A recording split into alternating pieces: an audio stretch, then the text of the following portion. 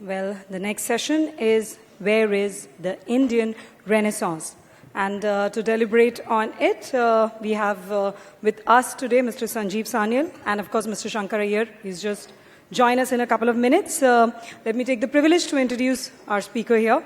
Mr. Sanjeev Sanyal is an economist, environmentalist, urban theorist, and best-selling author based in Singapore. His books include The Indian Renaissance, India's Rise After 1,000 Years of Decline, Land of the Seven Rivers, A Brief History of India's Geography, and The Incredible History of India's Geography, all published by Penguin. He's currently Deutsche Bank's global strategist and managing editor and is widely regarded as one of Asia's leading economists. Can we have a round of applause for him here? And his partner, Mr. Shankkar Aiyar, will be joining us in a couple of minutes. In fact, till the time he joins, maybe, sir, if you could just start a bit. Okay, while I wait for Shankkar to join me, let me say that I'm back here in Odisha after a year. I was here last year researching my next book, which is a history of the Indian Ocean. And the reason I have been writing this is because much of history, especially Indian history, but even worldwide, much of the history that is written is continental history, so history of the land empires. But if you are living in this part of the world, you will know that much of the history of the world is actually maritime, and this in particular is pertinent to Odisha, which has a very long maritime history. In fact, one of the longest maritime histories of any country in the world. And so I was here last year to take part in the Kartik Purnima festival, where I went to Konark and witnessed the putting down the paper boats with the diyas into the sea, which happens just on a beach just near Konark, but of course happens all across Odisha at that time. But of course it's a memory of the fact that in ancient times merchants from Odisha went all over the Indian Ocean and went all the way across to Indonesia, and it's a fascinating history which I will hope to narrate in my next book. In fact, people do not realize that the Odia actually were the first group of people, not the first, but one of the major groups of people to colonize Sri Lanka. So the Sinhalese of Sri Lanka are actually of Odia Bengali origin, and in fact, they are now the majority population of Sri Lanka. So, there is a history of Odia colonization as well. That I will bring up in my next book. With that, let me hand it back to Shankkar. Is there an Indian Renaissance? Is there room for a Renaissance? Is there a necessity, need, imperative for Renaissance? Renaissance itself, what does it mean? And so, this is going to be a conversation between me and Sanjeev about Renaissance, and we will try and weave a bit of politics, a bit of economics, and of course, since this is a literary festival, we will draw in from literature. So the way this conversation we can have, Sanjeev, is that like good instrumental players, let's do a set piece, you speak for a few minutes, then I'll speak, and then we can have a conversation, and then let's try and get more questions from the audience, and that might make it much more interesting. So over to you first. I think obviously the first obvious question for a session like this is, what do we mean by Renaissance? The word itself means rebirth, coming alive of, and it is important to point out that when the term Renaissance is used, it is not used in the context of short periods of time. So, you cannot have a Renaissance as not whether this quarter's GDP growth or this year's GDP growth is higher than last year. That is not a Renaissance. When you're talking about a Renaissance, you have to talk in very long periods of time, of a civilizational time period. So when you talk about the European Renaissance, for example, you're talking about the 15th and 16th century Europe, when it suddenly came alive after the Middle Ages, and it was an outpouring of all kinds of activities. Similarly, closer to home, you had what is called the Bengal Renaissance, which happened in Bengal between the 1830s and around about a little after independence. So there was a period of a century when it saw a great outpouring of cultural and other activities. So first thing to remember about a Renaissance is that it is about long periods. It's a long wave idea. It's a civilizational idea. The second thing to know about a Renaissance is that every single Renaissance that we've had in history, this has always been across all activities. So there is practically no example of a cultural Renaissance without having a commercial Renaissance or a scientific Renaissance and so on. So when you take the European Renaissance of the 1400s and 1500s, remember, where's this Renaissance happening? It's happening in northern Italy. It's happening in Venice. It's happening in Florence. Now, what are these places? These are not just places with great art is being created. It is also, these were also great commercial centers. Florence was a banking center. The Medici family, which was funding a lot, Leonardo da Vinci and so on, they were bankers. Venice was, of course, a commercial hub. They invented the double entry bookkeeping system. The Galileo was a part of it. So there was both scientific and cultural activity that was happening, Renaissance, rethinking. So when we talk about a Renaissance, we're talking about risk-taking at multiple levels. Intellectual risk-taking, commercial risk-taking. Same thing happens in Bengal. So who are these great characters of the Bengal Renaissance? And you take all of them. So you take the Tagore family. The Tagore family were businessmen. They were landowners. You have Raja Ram Mohan Rai. He was not only a social reformer, he was also a banker. You have Ishwar Chandra Vidyasagar. He is remembered for advocating widow remarriage, women's education, but he also created Bengali as the language we see today. He standardized it. He was one of the founders of Calcutta University. So the point I'm making is, when you're talking about a Renaissance, you cannot take a view that you have a Renaissance in one silo. It's about a overall coming alive of a civilization. And that is very, very important to understand. So you've laid out a very good template for how it stems from, and it's interesting. So European Renaissance also had a spiritual, religious connotation. The idea of liberty drove the idea of democracy and equality later in the French Revolution. But some great texts were produced. Much of modern day philosophy actually emanated in that period from Europe. And much of great literature and thinking that emanated in India was also in periods of great prosperity, great political leadership. The question that I want to sort of provoke this conversation, are we really ready for a Renaissance? Do we see room in the social fabric, in the political fabric for a Renaissance?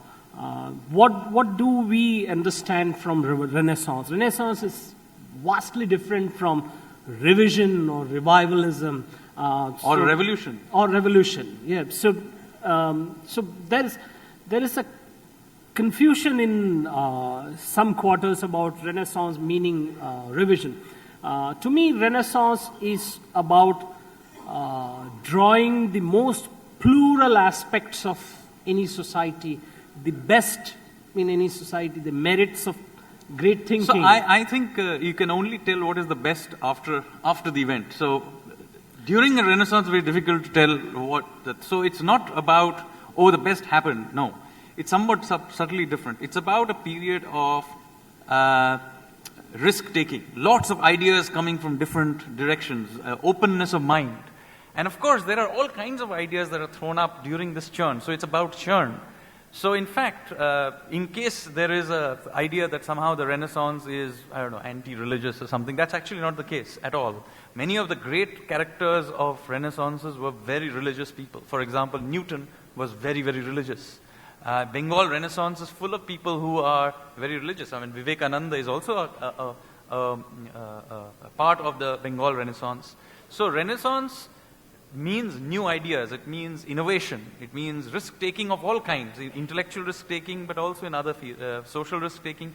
So it's about opening up, it's about innovation and being open to these changes. So I think one has to be very careful of thinking that somehow it is anti-religious. It's not. I mean, some of the great Renaissances has been, in fact, almost all the great Renaissance art of Europe is religious art. Yep. So actually, my position is a little bit contrary on this. Renaissance requires an acceptance of Yes. preserving what is already there, preserving And building on thinking, and building on it. Yes. And my concern is that sometimes ritualistic is interpreted as religious, faith is brought into the picture. So for me, Renaissance would require the enforcement, the building on liberty. And my problem with the why I'm asking whether we are ready for reform, whether we are thinking, is that the great challenge for in Indian society is that to establish the idea of plurality, of liberty in an orthodox society. I mean, Nehru was once asked what was the biggest challenge he faced, and he said that secularism in an orthodox society. Actually, it's much more bigger challenges to free thinking in an orthodox society. Exactly. I would argue that free thinking and openness to ideas. And in fact, I will quote that the Rig Veda has a very important line which says, "Let ideas come to us from all directions." So I think a Renaissance is more than compatible with a highly religious society. And in fact, great Renaissances have happened in largely very religious societies, as it happens to be. The Soviet Union did not have a Renaissance. And in fact, ironically, one of the points about my book, the previous book, not the one, the previous book is The Indian Renaissance, is that in fact the Nehruvian period is in fact blocked the Renaissance by the fact that he imposed on us not only economic constraints, but it was also a period where all kinds of sociological constraints were placed on us, where in fact it retarded the process of churn. In many, many ways. So it was not just that you needed licenses, but in fact, look at it happens. We fossilized. You see, all great periods of Renaissance is about churn. It's about social churn. And one of the things that did happen during that period is we fossilized our society. So our business elite at 1947 continued essentially unchanged into the 90s. But it also happened in everything. It continues in some ways to this day. You know, even our Bollywood elite is fossilized in some way. Our political elite was fossilized in some way. So, in that sense, 1991 is very important in the sense that it's only really in the 1990s that you really have this begin to see our society beginning to liquefy again. So, in fact, I use the line that maybe we became independent in 1947, but it's really beginning to become free after 1991. So I think if, after a long period of time, when we look back at this, I would say perhaps the beginnings of the Renaissance began in the 1990s, and it's hopefully now gathering pace. And it happened because because the period of churn is allowed. I think urbanization, for example, could be one of the major triggers because it sort of liquefies our society in many, many ways. But also our openness to ideas from abroad, to trade, to innovation. So, in defense of Nehru, I would say this, that, there are two things that he brought in. One was he preserved democracy across class, caste conflicts. There was a great price that was paid because order is an essence to preserve power. The other was that he brought in a lot of modern thought. So, I mean, we drew... No, so this is where I specifically... Let me finish. Yeah. So, the ideas of IIMs, the ideas of IITs, the idea of nuclear power, space technology, all of that came. So I don't want to personalize whether we modernized or didn't modernize or whether we had a renaissance. If we just locate this back at this point, is this a society which wants to dictate, where some will dictate to others, to the many, what would be seen, what would be eaten, what would be worn, what would be spoken, what would be the language. I agree. And those are the challenges that I look. There is also a political facet to this. Renaissance requires bottom-up thinking, bottom-up governance, and I don't think the institutions of governance are empowered enough for things to come bottom-up. I mean, you spoke about urbanization, and we have a pretty bad record of empowering municipal bodies. I mean, state governments treat local governments as colonies of the empire. So it's a pretty bad situation there, despite the 73rd and the 74th Amendment. So those are the areas which, and I completely endorse the point that you require urbanization because it will be the middle class. I mean, you spoke about the Italian period and the German period. There was a thriving middle class which came post in the industrial war, and they propelled the ideas and things. So there is one, the orthodoxy, and one in the centralization of power. Well, by the way, renaissances can have highly centralized powers. But the point is it a system that allows for bottom-up ideation and openness? So there are many Renaissance periods can be highly centralized government, but as long as it's liberal enough to open to ideas, that is there. But let me go back to saying that we have to understand that there is a difference between one-time shift and inserting of modern ideas or whatever, and the process, which is a very messy one, of churn. Nehru introduced one-time injections of ideas and confused it with the process of churn, which is why he was so damaging.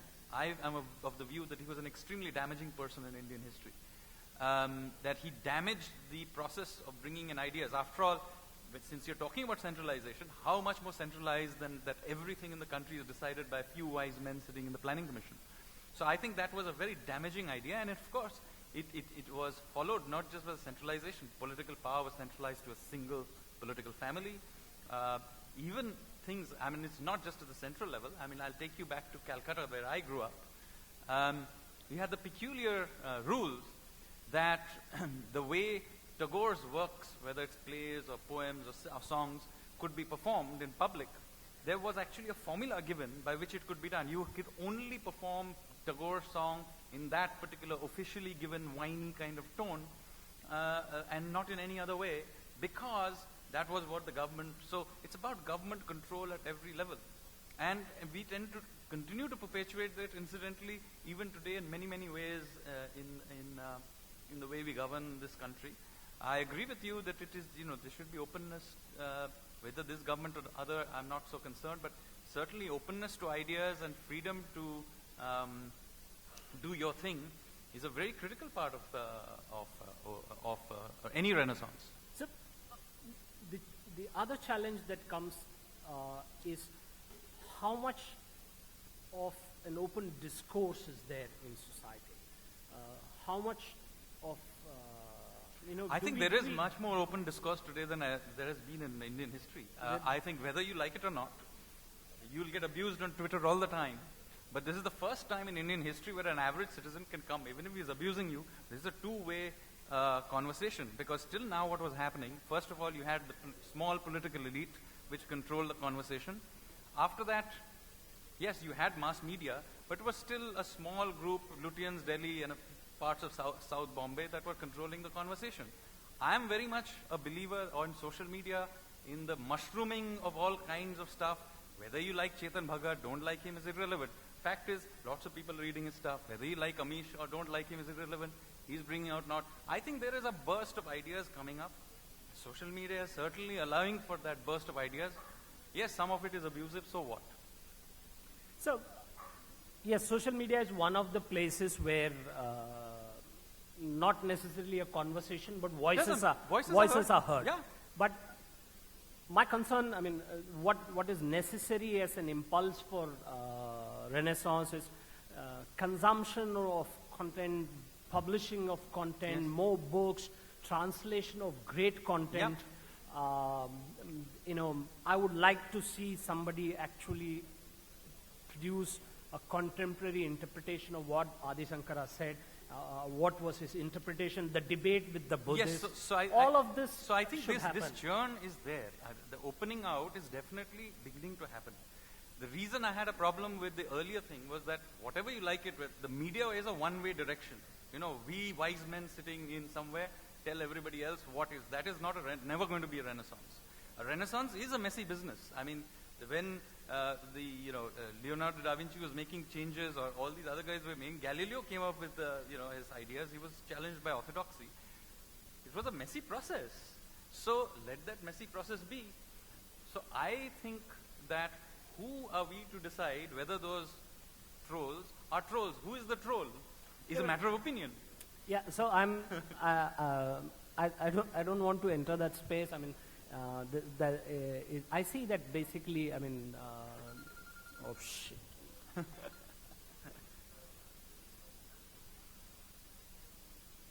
Sorry. I see there is a lot of focus over the last few months over what the mainstream media didn't do, how it was captured, colonized, whatever. So there was crony capitalism, there has been crony socialism, there has been crony intellectualism, and all of that is there, and it continues to be there. I mean, the positions have shifted, people have moved,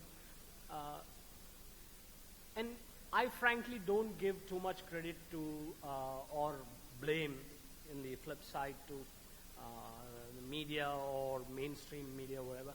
Because I remember in the 70s, I heard stories about how great emergency was, and I heard stories of who stood up to emergency and who didn't stand up to emergency, and Ramnath Goenka stood up to emergency, and the stories came out after that, and the regimes were dismantled.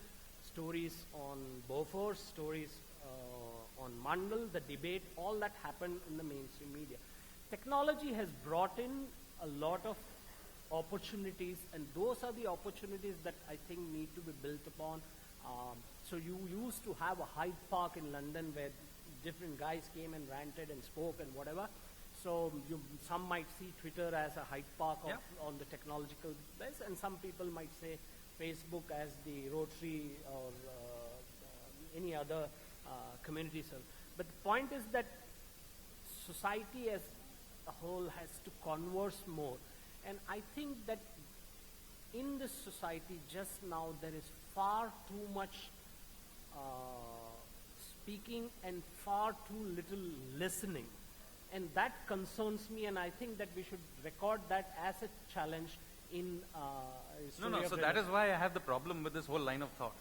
Who should be speaking? Who decides who should be listening? No. So the point I'm making it, let everybody speak. I am in favor of a fairly close to absolute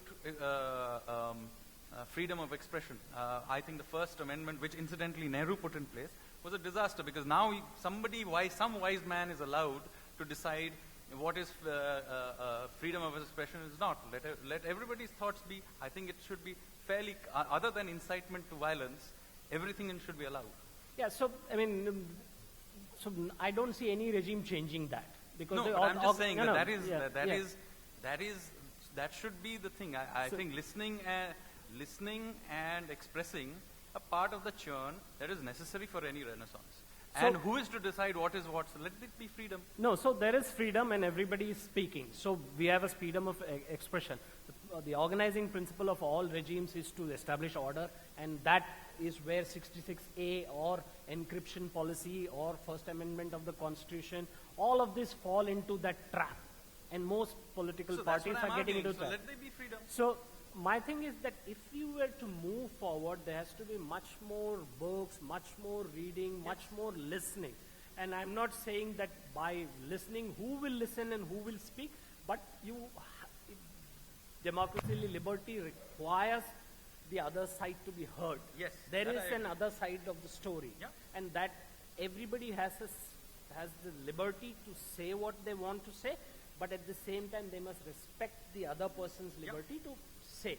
And so I think that if we are able to juggle this, manage this, cajole, and so I think the larger responsibility of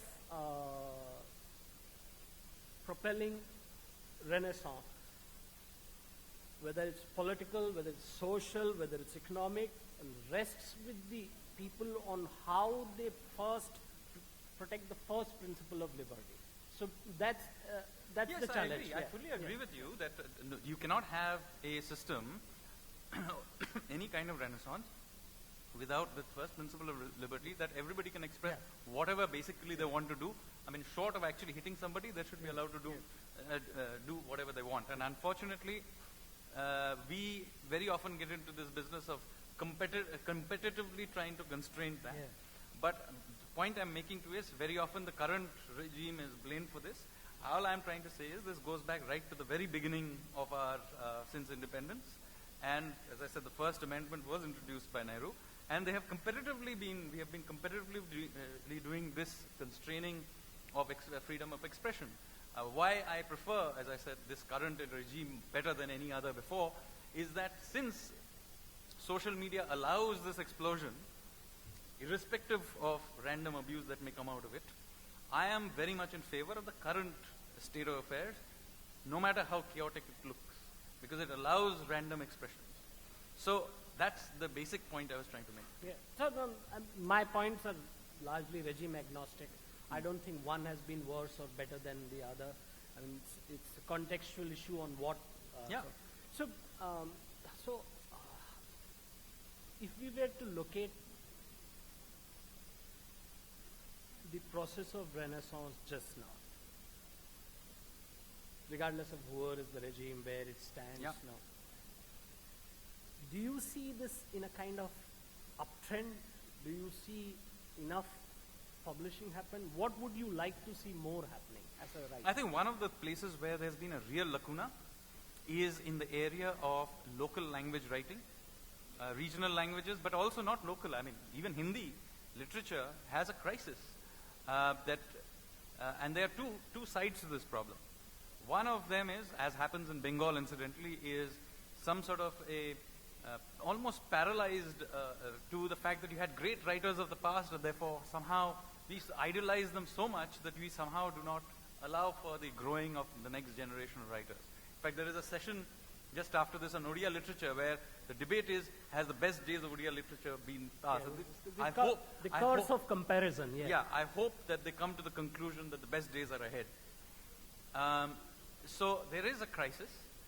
Some of this, ironically, I think the solution part of this is of translating good works from other languages to back, because, you know, if you look back to the Bengal Renaissance, now, much of the great writing that was going on was not happening in a Bengali ruled territory, but in Calcutta, which was British ruled at that time, and had waves of ideas coming in. In fact, many of the great Bengali writers were all, also conversant in English, and they were reading the European books of that time and were getting new ideas. So I think ironically, one of the better ways of getting a renaissance in the Indian language space is by encouraging translations of works in other languages, Indian languages and foreign languages, back into these languages, into Hindi, into Odia, into Bengali, into Tamil, to increase the, the genetic variety of material available in these languages. Unfortunately, if you look at, I don't know if you had to suffer this, but I had to study Hindi right up to college. And we had to learn a story by Premchand called Eidgah. I learned this story in class 6, class 8, class 12, and then again in university. Same story. Now come on. There must be more to Hindi literature than that one story by that one writer. He may be a great writer, the story may have been good, but if you now go back, the same stories are still, so we need new writers being promoted. So one is stop the worship of old writers. It would be like teaching English and only teaching Shakespeare. The second is that we need to, especially if you thinking of Hindi, if it wants to be a national language, it has to accommodate into itself material from all languages. Then it will be the repository of ideas and knowledge from other languages. Then it will be a national language. Well, I think the first, I must sort of say this, the expectation to have a national language in a country with so many different diverse communities, people, practices is, I think, a regressive step. We should simply No, not. the point I'm making is that any language that aspires to be a great language has to be bringing in ideas, not hoping that somehow. So I live in Maharashtra. I speak probably Marathi better than I speak Tamil. I follow Bengali. I follow Gujarati. I appear on Hindi channels. I have great love for Hindi and Urdu poetry, and so all of it's there. But I come from that school that I will not be told that this is. I should not be given a hierarchy of what is my process or language to that. So there I sort of come. But I agree that there has to be much more translation, much more expansion, much more variety in what you read. And the technology offers so much opportunity to do all this now. So, for instance, the best, greatest conversations between political opponents happened in the Constituent Assembly. So now there is a website which has these PDFs of all the debates on virtually every issue. When they're framing the Constitution, they debated everything. Why is that not available in other languages? Why is that not available in a book form? Why is that not available on Kindle? So I've met the National Book Trust, the head of National Book, and I said that whatever else you're doing, this should be your first project. So there is a lot of yes, but we don't know where that's going. So that I think technology as an empowering. No, I agree. Great material has to be available in a language for the language to be great, whether it's Hindi or Odia or Bengali. But I have a slightly different way. I think we need one more step. I think we need to think about more at a popular level. If a language does not generate new material continuously and popular material, then it is not going anywhere. It will fossilize very, very quickly. You can translate the Constitution however many times you want on debates, etc. Interesting as they may be, the man on the street is not going to begin reading it. So a live literary scene has to be ultimately about things that are popular. Yeah, so there is a role of the moving image also in this, in the sense that scripts that are written for movies. I mean, who would have thought that something on Milkha Singh would get? So one of the movies I plan to see is The Everest. I mean, although one has read Thin Air, there's a great image. So I think these. Absolutely, Bollywood is definitely a very, very important part of this of any Renaissance that we may have. In fact, I come from Bengal. Most people in Bengal learn Hindi basically because of Bollywood and no other reason. The textbook Hindi, I don't think anybody would understand. So, absolutely, it's part of the cultural arena.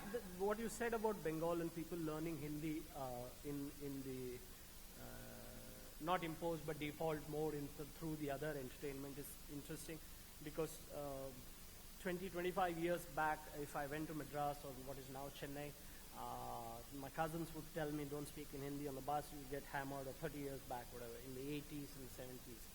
And now the half sari was a very beautiful way they used to. And now when you go to Chennai, I mean, there is no bar. I mean, everybody speaks and they watch in the films. They're wearing the clothes that are now were normally worn, because there is people adapt to conveniences and comforts. And that didn't get imposed. So if there was a fiat about it, then it would have been imposed. Absolutely. So I think that And let me show you the converse of this also. There was, as I said, a fiat about how Tagore's works should be performed. Now it had a hugely damaging effect on Bengali literature, and it in many ways fossilized as a result. It's about in the last few years it has now been removed, so you can get. But it is not as if that led to a great renaissance in Bengali literature. Far from it. Bengali culture has now been reduced to making boring art films, which nobody watches, including Bengalis. And it was killed essentially by this whole attitude. And by the way, it doesn't have to be a government that imposes this, this thing. There is an intellectual regime. It is an intellectual regime that existed in Bengal in the second half of the 20th century, which essentially squeezed out of it all intellectual innovation. So all you get now is, yes, Satyajit Ray produced great art films, but he also produced musicals and detective movies and so on. And since then, nothing. I mean, God, some of the Bengali films since then produced are, frankly not watched by anybody even in Calcutta. But this, imposition of sainthood has been a curse on other languages also. So for a long time, Marathi literature was dominated by Tendulkar, great writer.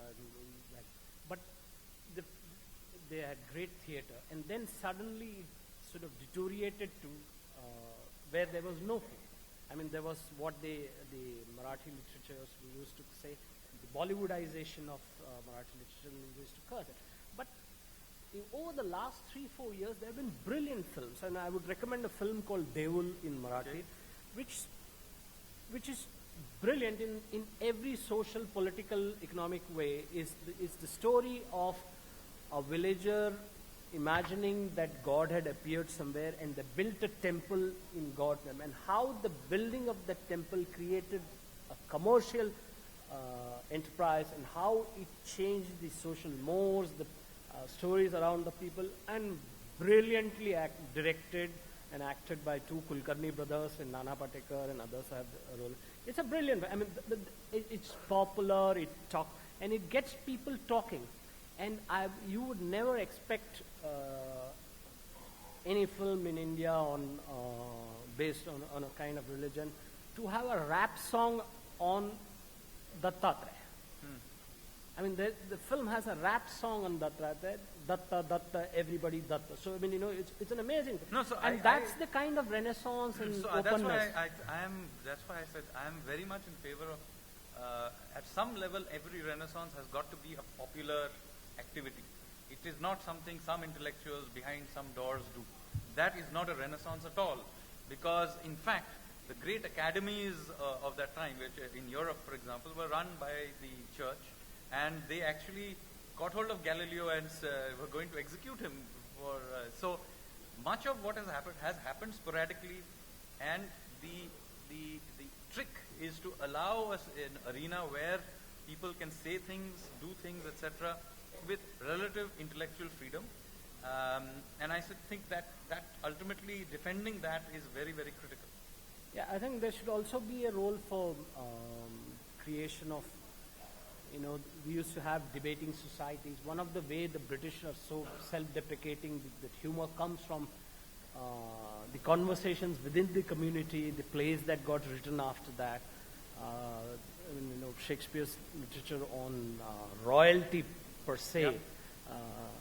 I can't think of any other way that it would have come. I mean, nearer the bloodier he wrote. It holds true so many years later, even today when we speak about dynastic politics and all that. But that, so there are many more pieces that need to come in, and I think literary festivals like this, collection of people in a room. Look at the explosion of literary festivals we have had in India. They brought up all kinds of writers who would not, and in fact, so I think this is definitely, looking back many years from now, we may think of this as a period where this explosion of different ideas came on stream. I think Indian writing in English, for example, has now gone through an explosion at various levels. I mean, that's why I said the likes of Amish and Chetan Bhagat are very important in this, because while you may or may not like their writing personally, the fact is they opened the doors to a completely different level of activity in that space. They also create a space for those publishing houses, because they have the resources, thanks to the success of these guys. Then they can publish other things. To publish other things. So yes. I think we are at a very interesting inflection point in terms of technology and in terms of writing. I'm getting a signal from there. So maybe we can open it out to Q&A. How much time do we have for questions? Okay. So we have time for 5 questions. So the lady here first. Can somebody please give a mic here, please? Please identify yourself and say who the question is for.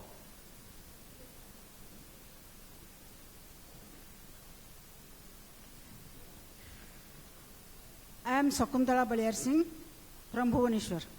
I am a teacher. My question is to Mr. Sanyal.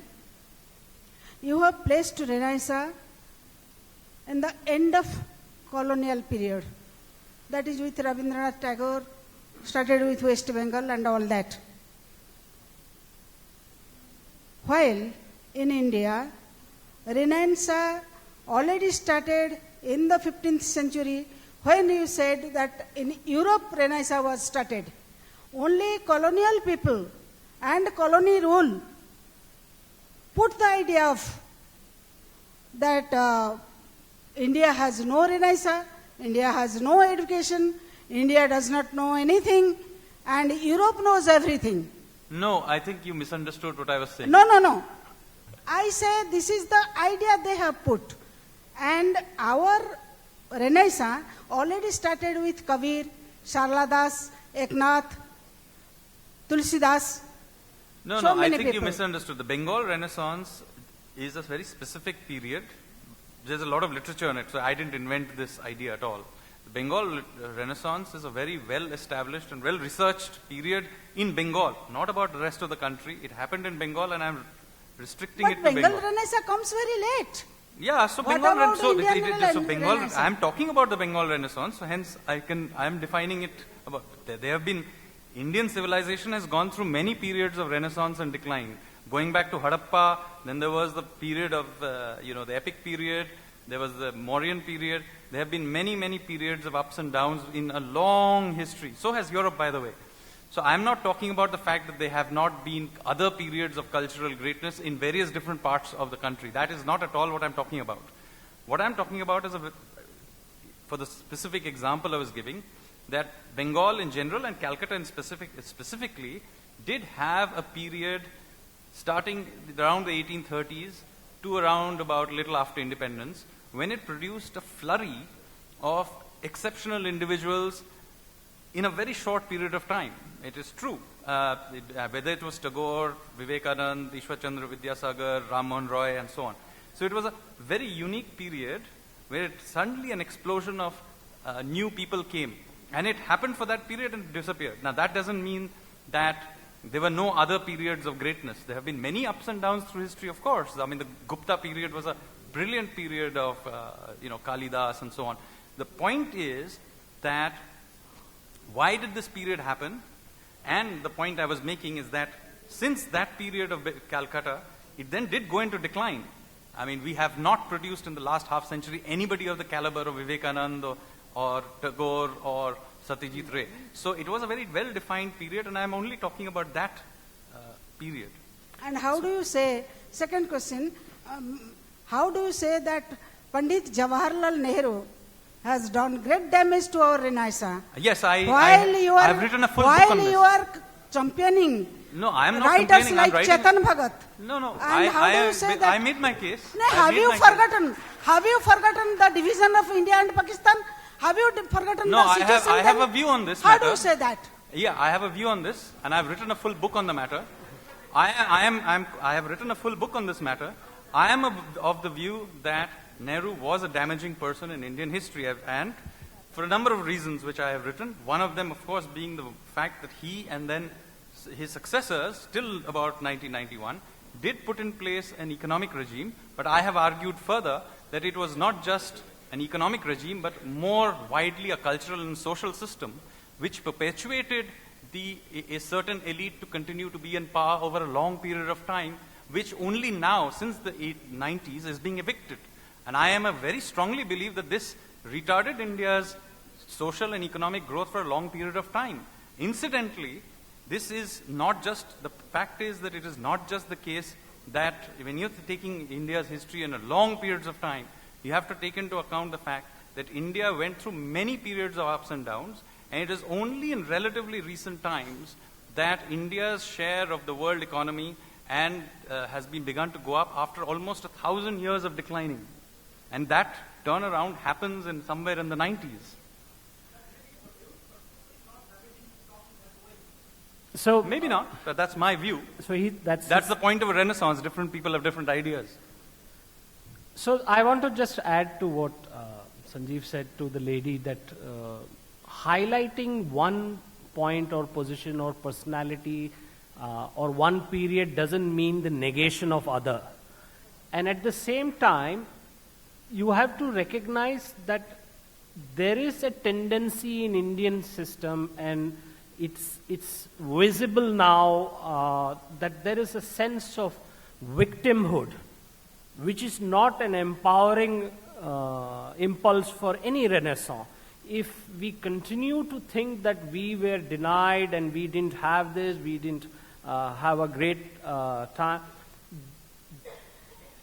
every leadership, every book, every great work of art and has a context in which it gives birth, is given birth to. So we can say that between the Maurya period and 2014 or maybe 1991 or 1947, how things were, how the political systems were, or the economic system, whatever. But every period has given something, has taken away something, and that is all part of the process of churn. So we cannot deny that the Mughals embellished our culture, that and that doesn't take away from the brutality of their invasions or the brutality of the invaders. But what we assimilated in the Hindustani system has to be also recognized. So we, in some senses, when we tend to sort of say that this came first or that came later or this is better or that is better, I think that takes away from. So we should walk away from victimhood on these issues. Yeah. So there's a I question. think we'll just take the last question Sorry, now. Yeah. Well, I believe you made the statement that there's a lot of popular activity during the Renaissance. I hope I haven't misunderstood you, but I get the impression that your view of Renaissance is somewhat populist. Yes. And It is. I wonder if that is at the cost of values, norms. I mean, if you say that Chetan Bhagat and No, you don't have to like his writings at all. That has nothing to do with this. I think his writing is damaging. It is doing harm. So fine. Let me answer that. The point about any period of Renaissance is that there is a random amount of ideation and churn. Right. It is a very messy process, by the way. No, but it's a very messy process. That mess has to be controlled by someone. So this is what I'm arguing against. That is precisely what I'm arguing against. I mean, I'm saying that ex ante, you cannot decide whose ideas are great. Then who is whose going to ideas decide? are? Who is to decide? Who is to decide? Who is to decide? So therefore, I'm saying, let 1,000 flowers bloom. And? Time over time will weed out what is good, what is bad. But to allow any individual or even a group of individuals to decide what is good or bad will stifle the very thing that we are trying to create. Time is a perfectly neutral, amoral agent. Yes, so that's what I'm arguing for. Yeah, Let but time no, decide. Maybe after 1,000 years we will think somehow that Chetan Bhagat was like Chaucer. Who knows? But I am not here to decide that. I hope the day never comes. So, Who knows? but you know, the important point to recognize is that just as you have the right of that judgment and that opinion, somebody like Chetan or Amish has the right to write those kind of books. That's all. Just like Sanjeev has the right to believe that Nehru was damaging, and I have the right to differ with him on that. So this is the basic requirement, template for liberty, and therefore thereafter Renaissance. Yes, exactly. That's exactly right. Now, there is one more element to a Renaissance which I want to talk about. A Renaissance is necessarily a civilizational idea. It is not. So, if you want to have a Renaissance, you must first recognize that India may have come in existence in 1947 as a nation state, but we have been a civilizational nation for a very, very long time. In fact, it's one of the themes of this book, Land of Seven Rivers. It's a brief history of India's geography. And basically where I make the case that this rather colonial idea, which is still perpetuated today, that India was not a country or a nation till the British came and welded us together and gave us freedom in 1947. This is a completely false idea. We have, for a very long time, had a very strong sense of being a nation with a shared civilization, not necessarily a politically united, but a shared civilization. So what I'm going to do is I'm going to read the very last bit of my book, and then we'll stop. Is that a fair thing? How will you much do that? time do you Can I have? take How that? much time are you going to Do take? we have a minute to read through this? Okay, we'll just take I think we'll Yeah? take a Okay, minute. good. The rest, The name of I the think book rest, is called rest of the questions can... It's a Land of Seven Rivers. It's a brief history of India's geography. And I'm going to read the very last bit of it, take a minute or so. Sure. Yeah? As we have seen, despite all the change, Indians have retained an intuitive memory of their civilization. It continues to influence Indian attitudes in surprising ways. A lot can be discerned about a people from the way they remember their darkest hour. When New York observes an anniversary of the 9/11 attacks, there is a somber service and speeches by leading political figures. Contrast this with how Mumbai commemorated the terrorist attacks of 26 November 2008. A day after the 4th anniversary, a flash mob of 200 young boys and girls suddenly appeared in the middle of Chhatrapati Shivaji Terminal, a busy train station that had witnessed one of the massacres of that night of horror. The flash mob then proceeded to dance for 5 minutes to a popular Bollywood number, Rang De Basanti. Then, when the music stopped, the mob disappeared into the crowd. In any other country, this would have been considered a sacrilege, but in India it was widely seen as appropriate. The whole episode was filmed and became an instant hit on the internet. But why do Indians remember a horrible event by dancing? The key to resolving the paradox is to realize that Indians view history not in political but in civilizational terms. When the Americans raised their flag at the 9/11 sites, they reaffirmed the resilience of their nation state. When Indians dance at the site of the 26/11 massacre, they celebrate the triumph of their civilization. The history of India's geography and civilization reminds us of the insignificance of each generation in the vastness of time. The greatest of India's monarchs and thinkers felt it too, so they left behind their stories and thoughts in ballads, folk tales, epics, and inscriptions. Even if these memories are not always literally true, what matters is that they carry on the essence of India's civilization.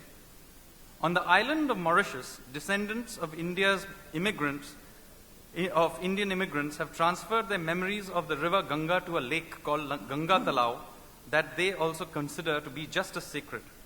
A very long time ago, their distant successors would have similarly transferred the memory of the Saraswati to the Ganga.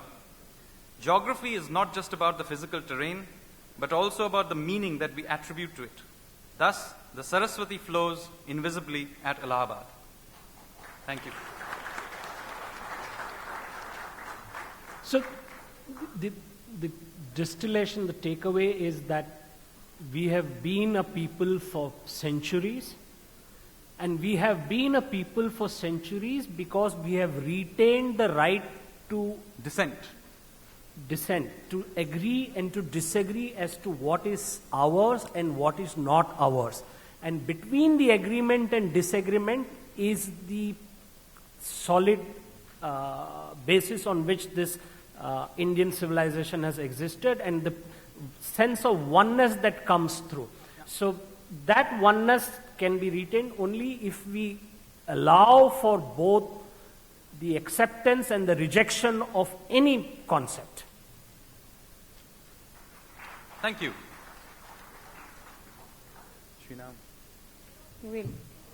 We've already taken, I think, questions, but we had just one last question from Mr. Yeah, there was a last question. Yeah, he wanted to, sir, if you could. Okay. There was just one last question. This has to end with this, sir. Okay. Actually, I'm Sachidanand Mohanty from the University of Hyderabad. The way the whole thing was heading from your side and from the computer side, I mean, there is a sense of finality. I don't want to really dampen the enthusiasm with which it was ending. I'm not disputing the whole idea of civilizational continuity of India. That's not the issue. The issue which was foregrounded, I understand, is whether there has been a renaissance in India or not. And I think what is really central to Renaissance is not so much the libertarian approach, that may well be, but to my mind what is central is a radical revisioning of the tradition and the indigenous. And I wish us, an event which is really devoted to literature, the discussion ought to have been better grounded in the literary terrain. I understand where you're coming from. You're coming from the realm of geography and economics. But nevertheless, I think what is central to Renaissance, as we understand Bengal Renaissance or Italian, for example, the aspect of literature cannot be really discounted. And No, I don't absolutely. Need to, so therefore, I am saying that this idea that I wanted to hear very prominently hasn't come through. How is it? How is the Indian Renaissance, post-Nehruvian era, for example, how does it revision radically the idea of the Indian indigenous or the traditional system? So I would argue that, very quickly I'll answer, I agree with you that literature has to be a very important part of this Renaissance. I do not think we have yet gone through one, by the way. I think we may be in the beginning of this process of a Renaissance. I don't think we have gone through one yet. And literature has to be absolutely a very, very important part of that Renaissance. There are two very quick points I'd like to make, that you cannot separate out a Renaissance in literature from a Renaissance on the economic or any other front, because every Renaissance, which is right in the beginning I said, if you look at the Italian Renaissance, for example, the Medicis were bankers. So just the same chaps who were carrying out these great, Leonardo da Vinci was an artist, but he was also an engineer. So all Renaissances happened simultaneously, not in a siloed way. So if you want a great Renaissance in literature, it will happen almost simultaneously with an economic Renaissance. It will happen with Renaissance in film. It will all be mix and match and happen at the same time. Bengal Renaissance was also done by people who were multifaceted. So that's why the term Renaissance man comes from. Renaissance men were people, and could be women as well, who were multifaceted and doing different things. So that is one point that I want to make. Absolutely literature. The second point that I wanted to make, that it is, I certainly hope that the Indian language literature goes through a Renaissance, because I think there is a crisis in this field. You may or may not agree, but I genuinely believe that the Indian language literature is going through a crisis. This is even true of Hindi, which has the largest readership, but it is, and there are many reasons for this. One of the reasons I gave was, one is the worship of past idols has been part of the problem, but other part of the problem is just that there isn't enough of an ecosystem of literature. And some of that literature need not be literature that originated in that silo of that language. It should be translations from other languages, for example, that could create the churn of ideas. So I genuinely think that when we are thinking of the Renaissance, literature is a part of it, but that literary Renaissance will not happen in isolation. So All right. one point I Yeah. wanted to add this. Basically, the central thing about Renaissance is communication. How you communicate through images, through words, through action, through painting, all of that. It has to be audible. There has to be resonance of that idea, that concept. So one of the basic principles is to create an amphitheater which resonates with ideas, and that's what will propel the idea of Renaissance. I have one last question. Yeah, thanks to Renaissance, I've been saying for the last 5 minutes the last question, but yes, this has to be the last. This has to be literally the last. Okay. Yeah. Thanks a lot. I really enjoyed the discussion. I'm Anjum Hassan. I'm a novelist and editor. But the one thing I found missing from your discussion, and you did mention throughout the talk various figures who were critical to the Renaissance, both in Europe and India, but you never discussed inner life. You never discussed self-doubt. You never discussed the realm of the individual's progress from somebody who is perhaps an uncritical part of his society to somebody who starts questioning it. And all the figures you mentioned, Vivekananda, Tagore, Satyajit Ray, Leonardo da Vinci, were all figures who were as much questioning themselves as they were questioning their society. And therefore, I agree with Professor Sachidanand Mohanty's point that if you bring literature into this discussion, it's just not one more category. It's a space that allows for things that other realms do not allow for. The first being, to me, self-doubt, self-criticism. No, I will fully agree with you. And I think your post-91, the post-91 enthusiasm for the post-91 turn, okay, it's been characterized by a lot of encouraging things, but I think it's also been characterized by acute smugness. The room, I think, for self-doubt and self-criticism is shrinking. And I don't think Twitter and Facebook make up for that space that we need. And I think Shankkar's use of the word listening is probably as close as we got to this idea, which I think is critical to any discussion of a Renaissance. Thanks. But, I'm thankful that you raised the issue, but I mean, the expectation that we would cover every impulse that drives Renaissance, yeah. No, so the expectation that we would cover that ground in 45 minutes, I'm grateful. I mean, that's great to have for writers and for journalists. But I agree with you that skepticism, Greek literature, all of them brought together the questioning of religion, the power of the church, the power of aristocracy, the power of royalty, all those were questioned. And I agree with you, post-91, we have produced a smug generation, that we have produced a kind of, and I'm not judgmental about it. The thing is not to be judgmental about it. We have a generation that specializes in gaming it. Gaming the test, gaming the exam, gaming their parents, gaming the society, gaming a club admission, gaming the job, gaming a contract. I mean, we have a game. There is a generation that you can't run away from it, and they have. Shankkar, you're beginning to sound like a really old man. Ye next generation अच्छा नहीं है. हमारा generation कितना अच्छा था. Well, I'm at least 20. I mean, we spoke on the flight yesterday, and so he said he went to college by the time I had. Listen, It's not an age thing. It's not an age thing. I'm saying that it's a view thing. I agree, but I'm saying that I'm a 60s model, and I still like the new models that come out. And you have to accept whether I like the Jaguar XJ6 of the 60s or the Ford of that era, the books that were written there. I mean, it's a personal choice. And so smugness is there, but they have the liberty to be smug. I think there's a confusion between smugness and confidence. I think the new generation is confident. They're going to do a new stuff. I'm telling you, there will be a renaissance because of this, what you call smugness, but I call confidence.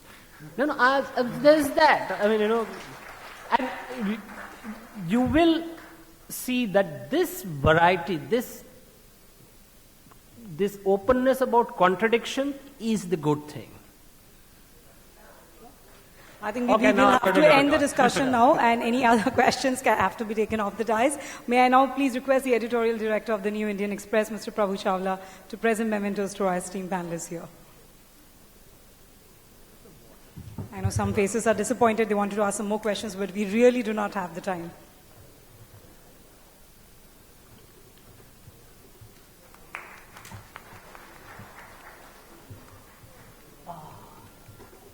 He gets it twice. And we'll have a group photograph quickly. Yeah, I said a photograph. Yeah, one should never miss a photo opportunity.